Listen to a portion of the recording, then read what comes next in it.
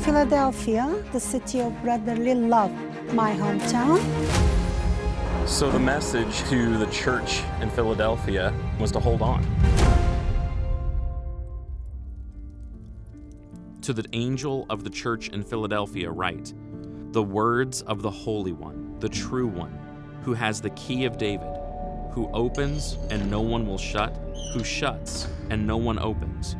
I know your works. Behold, I have set before you an open door, which no one is able to shut. I know that you have but little power, and yet you have kept my word and have not denied my name. Behold, I will make those of the synagogue of Satan, who say that they are Jews and are not, but lie. Behold, I will make them come and bow down before your feet, and they will learn that I have loved you.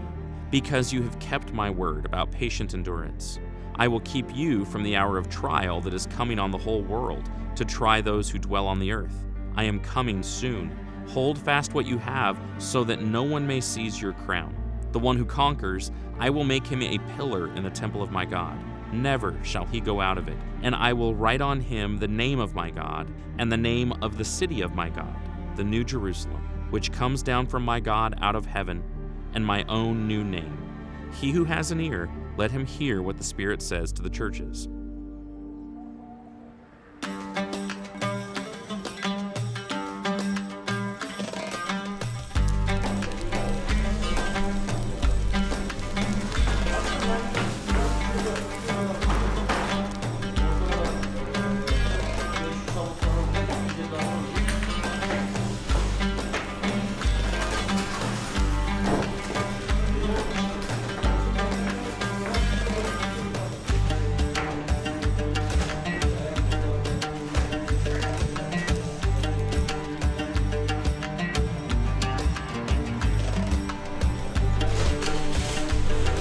Philadelphia, all this year is noted for its bread. I can see why. You really understand what they mean by daily bread in this part of the world. Sure. Are we able to buy some?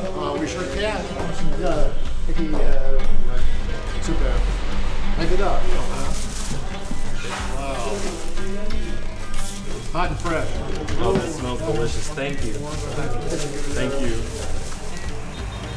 Of the 7 churches, Philadelphia, here in the modern city of Archaeology here, has the fewest archaeological remains of any.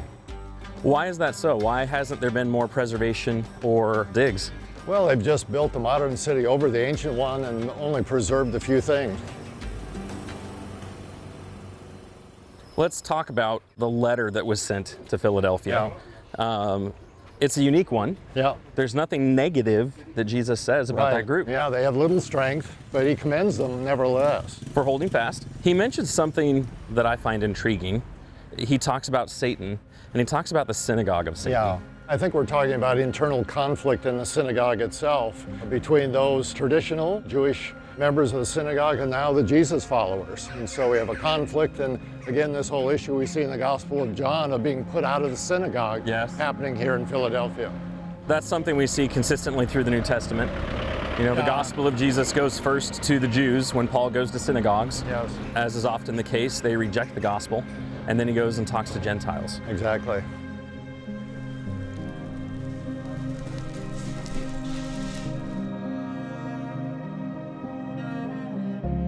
Look at what we got ahead of us here. This is one of the few remains in the city. So this is a pillars of a 6th century basilica dedicated to St. John. So we're talking about several hundred years after the Revelation. Yeah, so the tradition, the memory of John is preserved here in Philadelphia. I mean, it's beautiful, but it's kind of sad that this is all that there is to see. Yeah, all there is. And they've kind of made an open-air museum, brought in some of the antiquities from the museum, architectural fragments, some inscriptions. So, but this is it. No museum in this town either. Philadelphia is another one of the cities where the town has grown up on top of it and around it. You know, very similar to Smyrna. What's different is there have not been a lot of archaeological digs done there. They haven't done much with the site, and there's just not an interest in developing the site and having even tourism come through. Mark has a close friend, a lady by the name of Ingi, who grew up in Philadelphia, and she has this connection there. This is the Turkish coffee Yes. in the traditional style. And we always have it with some Turkish delight or chocolate. Ah.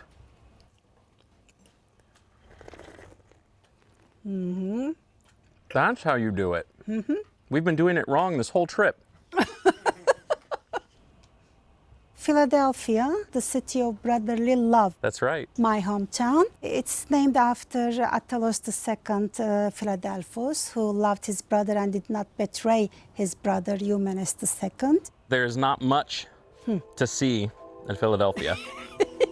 Why is that? Unfortunately. Why isn't there much to see in Philadelphia? I was born there and I spent the first 5 years of my life, and I still have relatives there. First of all, awareness is missing. And then the other thing, there were excavations only at a temple up Toptepe and the theater and the prehistoric mound, only for like 5-6 years, and it didn't last longer. Everybody's home is on top of some ruins, so in the past they were rebuilding. Of course, in the past the houses were 1 story or 2 story. Then I grew up with stories, oh, there are tunnels under this way, under that way, and we got a torch, we went this far, but we were scared, we came back.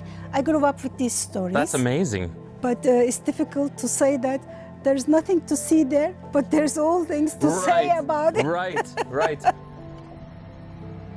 There was a Jewish presence in Philadelphia. All these 7 churches had a Jewish presence because for a monotheistic religion like Christianity to find some roots in the ground, you do need to have some background, you know, and that's Judaism.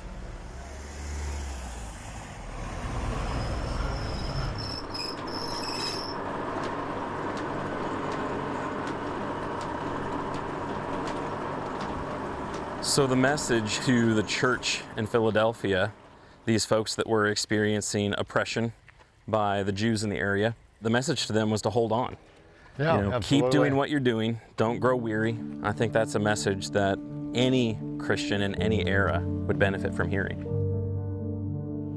We've seen a number of columns in temples, haven't we? Everywhere. Everywhere. There's a promise to the faithful, the victors here in Philadelphia, that if they continue on and endure, they're going to become columns in the temple of God. So what a precious promise. But very different, because instead of a broken down remnant of a column or a pillar laying on the ground, we're talking about being a pillar or a column in a heavenly temple that's never going to fall apart. Exactly. So pillars represent strength, stability, even in earthquakes. Yeah. They know how to anchor them, and how we're anchored in Jesus. Oh, that's a fantastic illustration.